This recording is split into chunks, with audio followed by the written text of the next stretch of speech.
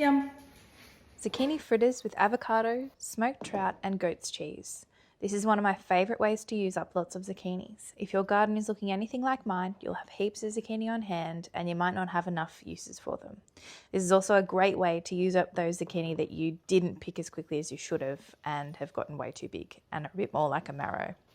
Start by grating 2 to 3 zucchinis, depending on the size. I've used 2 overgrown ones here, then squeeze out the excess juice.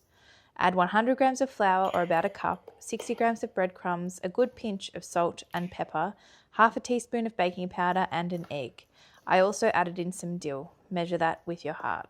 Stir well to combine. If the consistency is looking a bit too dry, you can add in an extra egg. Pop them into a fry pan on medium to low heat with a good splash of oil and turn after a couple of minutes.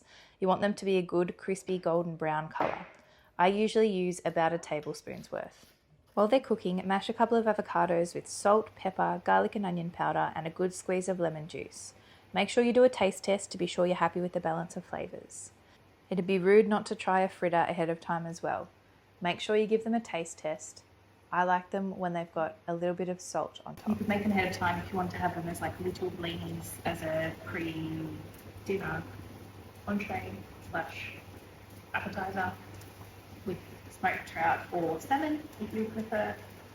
Don't need the goat's cheese, you could just use avocado and dill and that would be delicious with a little squeeze of lime or lemon juice, I reckon. This one we're going to go for some smoked trout on each of them because I love smoked trout. I'm going to crumble a bit of this on top of these just to add a little bit of extra creaminess. Could be breakfast for dinner, I suppose, or you could just have it for lunch. Zucchini fritter, smashed avocado, smoked trout, goat's cheese and dill.